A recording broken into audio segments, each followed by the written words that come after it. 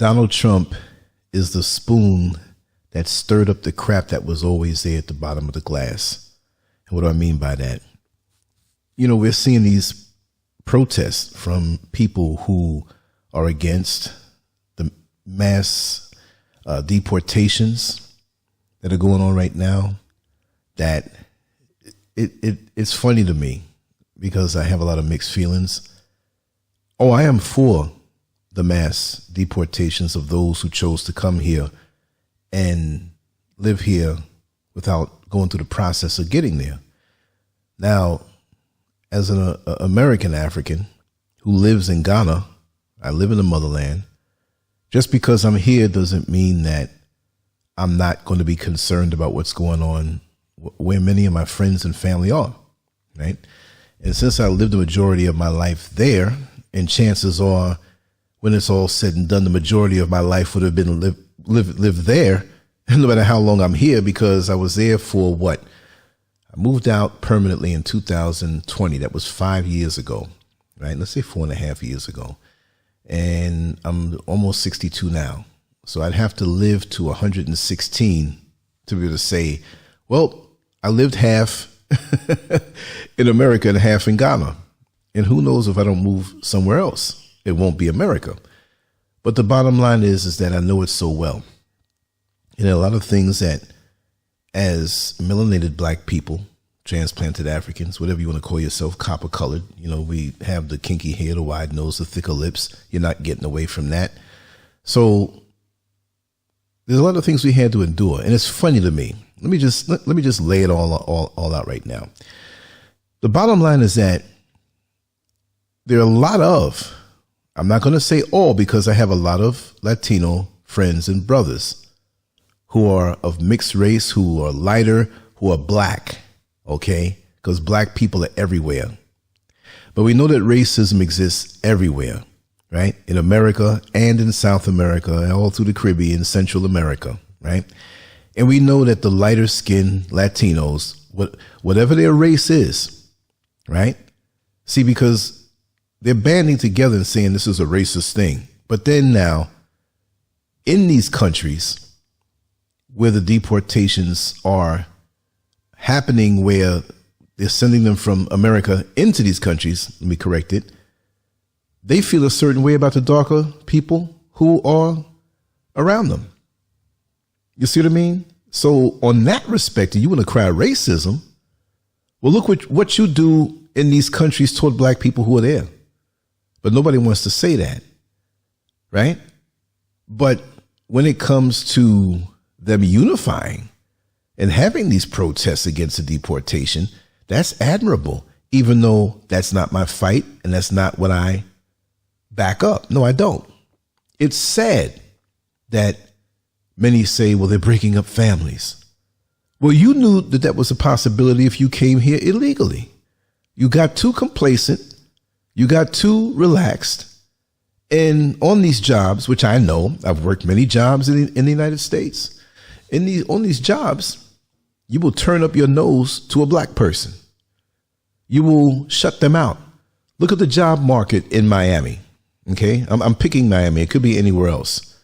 You have many who are Spanish speaking, who call themselves Latino, and you can't get a job down there. They're going to look out for themselves first and turn their nose up to you.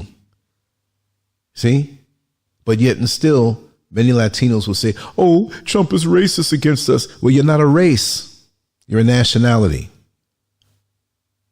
It's mixed races in these different countries. So you're going to say racism. So what do you do to the darker people who live around you who are of African descent? But nobody wants to talk about that. Now you want us to support you, but you push us out of jobs where you get Hector and Jose and all of them other ones in there who may have been illegal. Now it's ripping the very fabric of the hustle that you had for so long, and you didn't think it can go this way. I never agree with any one person 100%, but I think that Trump is right on this. You know why? Because when you have these jobs in the United States and either you're illegal, you're not illegal, you're still looking out for those who are illegal. You're not going to say anything. That chokes us off as black people, right? And we have less opportunity. And we're the ones who built this place, who you come into and turn your nose up to us. Is this hate speech? No, this is fact. So the more who are illegal get deported, the more breathing room we have. We can stretch out our limbs more. Maybe more opportunities and more jobs will come our way in your absence. How about that? But nobody wants to say it because they don't want to offend anybody. And let me say this.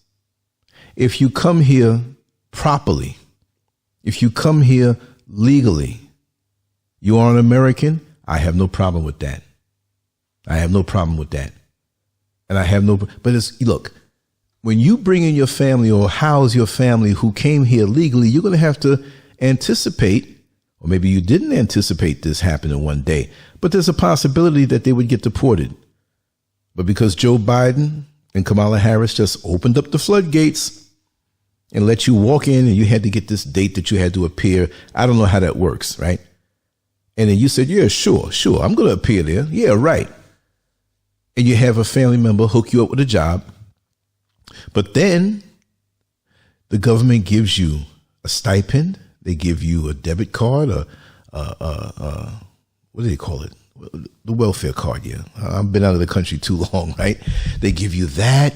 They give you these nice whoa. And we can't get reparations as black people in America who suffered. I was scrolling through YouTube, which I don't do like that, but I was sitting at my desk in my studio, and I had something warming up in the oven. So to kill a few minutes, I said, let me just look at a few things here.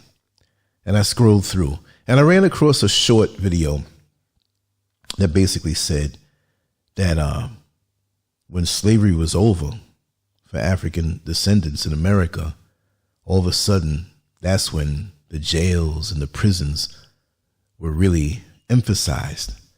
And what was it? 30% of all freed black men were locked up. And it was countless, thousands of them. So they would charge them falsely to fill the prisons and stuff. So we have a history dealing with this country, with this foolishness that others never had.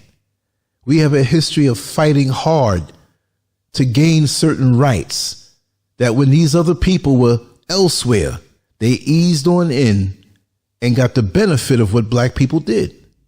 You understand? But yet there is no appreciation. Yet there is no respect when you feel you got your white card once upon a time and you turned your nose up at us, looking at us like we're less than. So get out of here. What is wrong with you? So now Trump comes in and does this to you. And now your arms are up in the air and you're in shock because, see, you cozied up next to the oppressor and you felt like you were the oppressor after a while because, see, many of them will be cool with you when they first need a leg up. But when they get around the other, all of a sudden they look down on you. Switch outs, that's what they call them. Shapeshifters. So take your shape shifting behind and come back the legal way. But when so many, and this is not all who are here as immigrants, we're talking about the illegal immigrants, right? Where these other countries have emptied their prisons and sent murderers and cartel members and rapists. And they just had a free-for-all, taking over apartment buildings, doing different things. Where were the people protesting today that saw those things and protested against that? Nobody said a damn word. I'm very clear on how I feel. And the one thing about me with LANCESCURV, you're not going to have to wonder how I feel. Where was the protest then? See, when it's one of your own, you don't say a damn thing. So your silence is like agreement. You're looking out for them. That's what it looks like to me. And that's not fair, because any little thing we do as black people in the country is amplified. The media comes against us. They amplify it. And you sit next to the one that you thought accepted you as white, looking down on us. And now you want to throw off and say, oh, don't bite the hand that feeds you. Well, don't fight the land that freed you. And don't fight the land that we built up.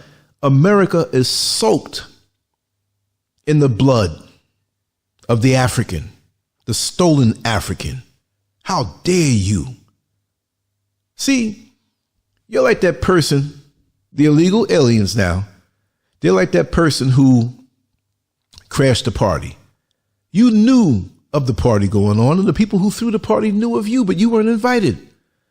But you crashed the party. You came here illegally. You crashed the party. And not only that, you crashed the party and you were already drunk. And being already drunk, right? You're in there as a man, drunk man, not invited to the party. You touching on women's backsides. You go in the refrigerator, eating all the food you want. You want to take a nap. You push yourself up, go on upstairs and lay down in the bed. You weren't even invited there. Even the guests who were invited there, legally, they don't take those liberties, right? How many law-abiding black men and women get shot down by police? See, but you don't get that the way we get that year after year, month after month, decade after decade, century after century. The treatment, like I've always said, if we had smartphones back during slavery time, could you imagine the kind of videos we'd have? We ain't seen nothing. And when they have history class in their schools of propaganda, those who took the land from the natives who were already here, and they tell you how bad the history was, what they did to us, do you think they're telling the full story? How many people now have a chest in their attic, stored away old stuff from great-grandfather and great-great-grandfather to find a penis or a finger of a black man in plastic as a souvenir from when they used to hang us? See? So don't talk about our right. Oh, yeah, we didn't ask for it and we didn't even ask to come to America. But since we're there, don't try to jump the line and get mad. And even more so, jump off on us, throw off on us, act like we're the outsider. We're coming for a job and you looking at each other and we never get it. But then again, now for black people now, look at the unity.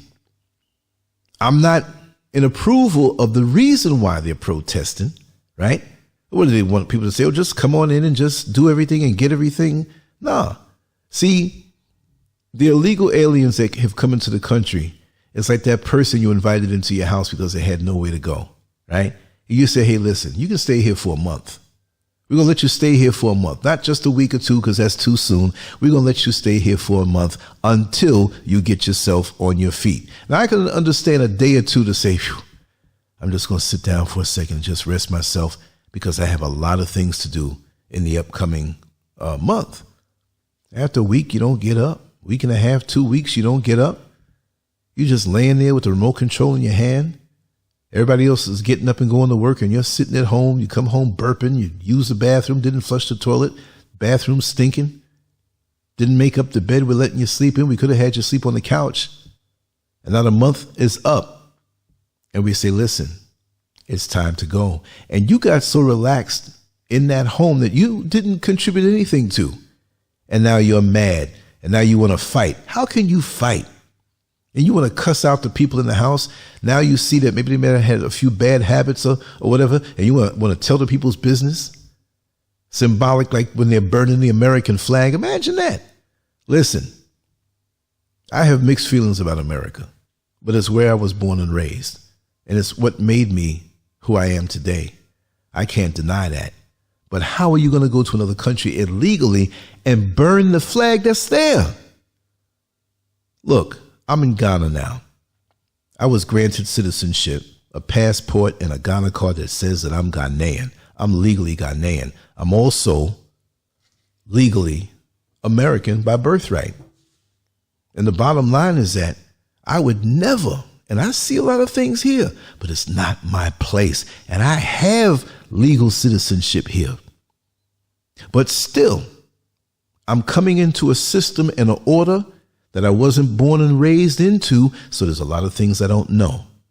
And if I start yapping off my mouth as a legalized guest of this country, right? Folks going to start looking at me like, wait a second, you don't have the right to say that. I do, but I don't. I'm new here. I don't know. I don't have the right to run off at the mouth and take sides in an argument. That's like you being a guest in somebody's house and the husband has a verbal altercation with the wife and you go taking sides. You don't know the root of it. You don't know what's been going on for years to get to that point. You don't have the right to do that. But talking about America, oh, yes, I have the right. All these years and all these decades, born and raised all these years, and experience, not just somebody telling me something. I know the deal about America. If you want to come near, you come near legally. We who are already here, who built this country, catch so much hell, and you step to the head of the line, and now you get your wake-up call. It's not our fight. For us, as black people in America, we need to have some unity when something happens, and we shut things down, but we don't. And I'm not going to let you get off the hook. We have to collaborate. We have to have some unity and come together as one. But I don't know. I think that's going to fall on deaf ears. That's why I do my own thing, stay to myself, and speak it like I see it. LANCESCURV.com. Bold, raw, and uncut.